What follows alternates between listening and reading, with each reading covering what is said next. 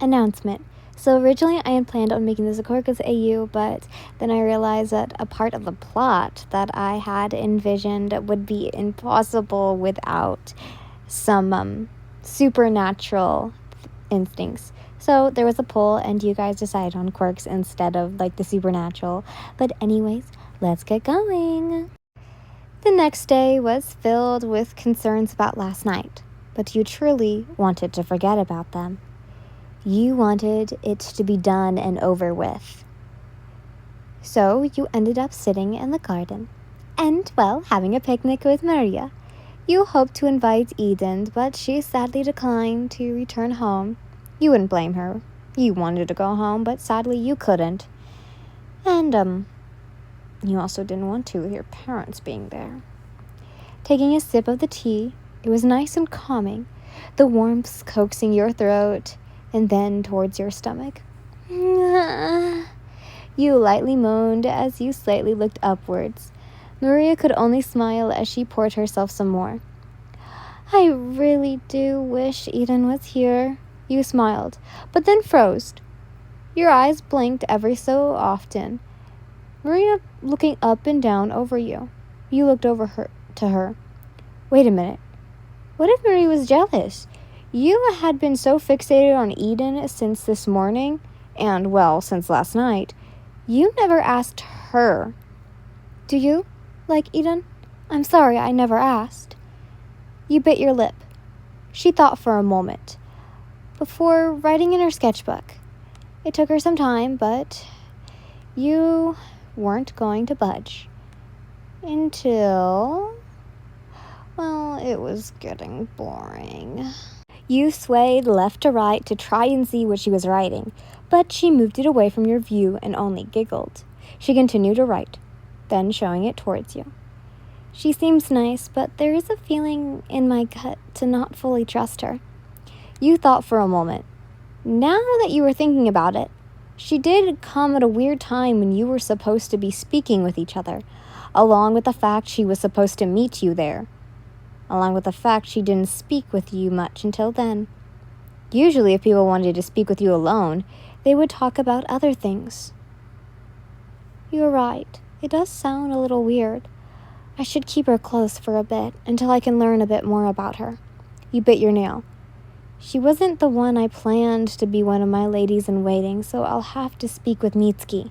You spoke to Maria, who only had nodded. What the hell are you doing here? A voice shocked you and Maria as the two of you looked over towards the voice. It was once again Bakugo. His hands were in his white pants pockets as he only could scowl. You sighed. What do you want, Bakugo? You looked away and you took a sip of your tea. Maria was going to stand when she noticed your look, sending her back down to sitting onto the blanket. Why the hell are you here? He asked, yet again. Aren't you nervous about another assassination? He asked, with crossed arms. If it was night, I would, but it's day. No one would be stupid to do it in blunt light. You looked at him. He stayed quiet for a bit, and the two of you only looking at each other. Maria just sat there, and you slowly looked away. But why are you here? Not many people know of this place. You rose an eyebrow at him. That's when you realized. You did take a while walk to get here. The garden was not small. Saying it was, well, would be a setback. It was a gift from the Emperor, Matsuru, had given the garden to his wife, Mitsuki, as a birthday gift.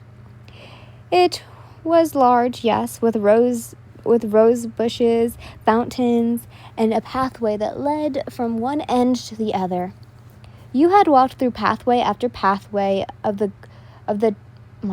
rose bush hedge, following a dirt path until it came into nothing, ending up following a path of gardenias. The white flowers guiding you to a beautiful opening in the trees, and a willow tree is where you sat underneath with Maria. I just walked. It's not that hard. You looked to him with a glare. Not for 20 minutes. They'll end up getting bored of the garden. He spat. Well, I currently have nothing to do, not without my ladies-in-waiting. You spoke coldly towards him. More of everything. Thanks to the new ways of this kingdom, you needed people from the kingdom to do things you wanted to do. But the real reason was to eat sweets. Okay, you had a bit of a sweet tooth. You loved to eat sweets from different regions. And this was finally time to get fresh ones and not old ones by the time you got there. You were told they were the best of the best. And yes, you were going to take advantage of this. After some time, you stood up, looking down at Maria. Should we get going, right? Don't we have a dress fitting to take? She nodded, standing up, quickly bowing as the two of you walked past Bakugo. Why not some shooting? You stopped and looked towards him. What do you mean? You had asked. I want to see how well you can shoot a bow. He looked over to you with a crooked smile. I was told that you were good. You raised an eyebrow. Was this a challenge? Or did your brother speak ill of your skills to him? He then smirked. What? Are you scared you're going to lose? He walked up to you, standing right in front of you. You sighed, looking away. Fine, but don't get mad when you lose. You turned, walking back towards the crowded pathway, and you could only hear him tisk as he followed, soon taking the lead to the archery arena. Ready, princess? He smirked, grabbing a bow and quiver, quickly taking an arrow and hitting a bullseye straight in the middle of the target. You watched as he looked to you triumphantly with a grin, as if he had just conquered an army. You took a bow and arrow, shooting at the same spot, quickly taking another arrow and shooting at the same spot yet again, hitting your arrow and splitting it in half as it hit the spot. You looked to Bakugo with a plain face. Oh, I'm sorry. Was I supposed to lose? You asked after a bit of him looking at the target. But what shocked you, and Maria, was the fit of laughter that came. Maria and you looked in shock and awe, bewilderment, as he held his stomach and his forehead as he laughed. God, fuck. I see why they call you the artisan princess. He looked over to you with a proud grin on his face. Let's make a deal. You raised an eyebrow. What do you mean? You asked. He only sighed. Do you think I'm dumb? I can tell you really don't like me every time you see me. So once we get married, his grin fell. I won't touch you. If they ask what we did, we lie. The palace maids are going to be the only ones that see the sheets. So, we'll have to do something. You thought about it. I don't care if you have a lover or not. Just don't call me as a father. He waved his hand. You looked over to Maria and then back to Bakugo. If we go for this, then. If I agree,